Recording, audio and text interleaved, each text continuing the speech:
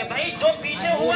اس کو ہمیں نہیں دیکھنا ہے، بلکہ ہمیں اپنے اعمال کو دیکھنا، اپنے اعمال کو دیکھ کر کے خوشی منانا ہے۔ چنانچہ عید الفطر کی شکل میں جو خوشی منانے کے لیے آج کا دن دیا ہے، اس کا پس منظر یہ ہے کہ اللہ رب العزت نے بندوں سے یہ کہا کہ اے بندو، پورے مہینہ تم روزہ رکھو، کھانے پینے سے، بیوی سے ملاقات کرنے سے دن میں روکے رہو، رات میں تراویح پڑھو، قرآن کریم کی تلاوت کرو۔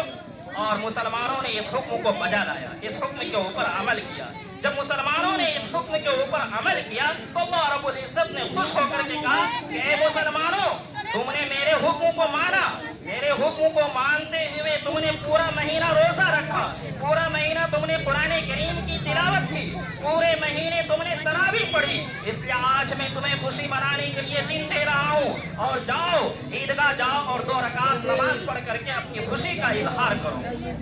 اسی طریقے سے عید الاضحیٰ کے جو دن دیا خوشی منانے کے لیے، اس میں بھی کسی سابق واقعے کو سامنے رکھ کر کے نہیں، بلکہ ایک اہم فریضہ اور ایک اہم شریعت کے حکم کی تکمیل کے اوپر یہ دن دیا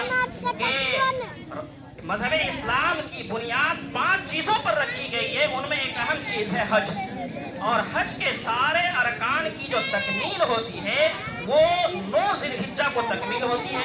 تو جب اسلام کے ایک اہم رکن حج کی تکمیل کرنی 9 ذی الحجہ کو، تو اب اسلام یہ حکم دیتا ہے کہ چلو جب تم نے اس حکم کی تکمیل کر لی، اس حکم کو بجا لایا، تو اب 10 ذی الحجہ کو تم خوشی مناؤ۔ یہ مذہب اسلام نے یہ 2 دن مسلمانوں کو خوشی منانے کے لیے دیا ہے،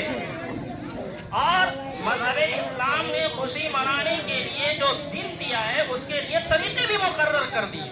مذہب اسلام کوئی ایسا ویسا مذہب نہیں ہے کہ انسان کو بالکل آزاد چھوڑ دے کہ آج خوشی منانے کے دن ہے تو اس خوشی منانے کے چکر میں جو چاہو کرو، شریعت کے خلاف کام کرو، الٹا سیدھا کرو، نہیں، بلکہ مذہب اسلام ایک کامل و مکمل مذہب ہے، انسان کی ہر جگہ رہنمائی کرتا ہے، قدم قدم پر انسان کے ہاتھ پکڑ کر کے رہنمائی کرتا ہے۔ خوشی کا موقع ہو تو وہاں بھی اسلام رہنمائی کرتا ہے کہ تمہیں کس طرح سے خوشی منانی ہے، غم کا موقع ہے تو وہاں بھی اسلام جہاں غم کا موقع ہے تو وہاں پر جو ہے غم کے اظہار کرنے کا بھی طریقہ مقرر کر دیا۔ چنانچہ اسلام نے خوشی منانے کے لیے جو 2 دن دیے ہیں اس کے لیے طریقہ مقرر کیا اور بتلایا کہ دیکھو یہ جو عید کے دن ہے یہ خوشی کے دن ہے، اس میں خوشی کا اظہار کرنا، لیکن کس طریقے سے کہ صبح سویرے اٹھو، فجر کی نماز باجماعت پڑھو، اور اس کے بعد جو عید کی نماز کے لیے تیاری کرو، نہاؤ دھو اور اچھے کپڑے پہنو، خوشبو لگاؤ، عطر لگاؤ، اور اس کے بعد عیدگاہ پہنچو۔ اور مسلمان یہ اسلام اپنے ماننے والوں کو ہمیشہ یہ ترغیب دیا کرتا ہے کہ صرف اپنی خوشی کی رعایت مت کرنا، صرف اور صرف اپنی خوشی کے چکر میں مت پڑ جانا، بلکہ اپنے غریب اور محتاج بھائیوں کا بھی خیال رکھنا۔ اسی لیے اسلام نے یہ حکم دیا کہ اے مسلمانوں، جب تم عید کی نماز کے لیے جا رہے ہو، جب تم عید کے دن خوشی کے اظہار کے لیے جا رہے ہو تو اس سے پہلے اپنا صدقہ فطر بھی ادا کر دو۔ کیوں؟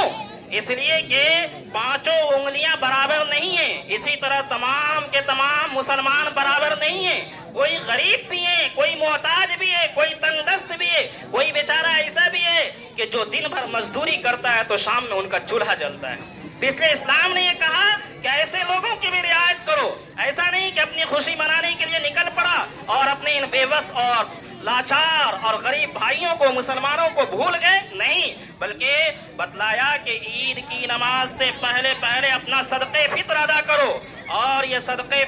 فطر جو غریبوں تک اور مستحقوں تک پہنچاؤ۔ اس صدقہ فطر کے 2 فائدے ہیں کہ پورے مہینے جو ہم روزہ رکھتے ہیں تو اس روزے کے درمیان میں کچھ اعمال ہمارے ایسے سرزد ہو جاتے ہیں جس کی وجہ سے روزے کے اندر کمی آ جاتی ہے۔ بھائی ہم کھانے پینے سے اور ہم بستری سے تو رکے رہتے ہیں، اب شریعت کی روح سے، مسئلے کے روح سے تو ہمارا روزہ ہو گیا، لیکن اس کے علاوہ اور بھی بہت سارے کام ہیں جو روزے کی حالت میں کرنے کو منع کیا گیا کہ کسی کی غیبت نہیں کرنا ہے، کسی کی چغلی نہیں کرنی ہے، اور کسی کو گالی گلوچ نہیں کرنا ہے، نظر کہیں غلط جگہ پر نہ پڑے، کسی غیر محرم عورت کو پر نظر نہ پڑے، ہماری زبان سے کوئی غلط بات نہ نکلے، یہ ساری چیزیں منع کی گئی ہیں۔ لیکن ہم جو روزے کی حالت میں بسا اوقات ایسی باتیں کر لیا کرتے ہیں، ہماری آنکھیں غلط جگہ پر تو اس کی وجہ سے ہمارے روزے کے اندر کمی آ جاتی ہے. تو بتلایا کہ صدقے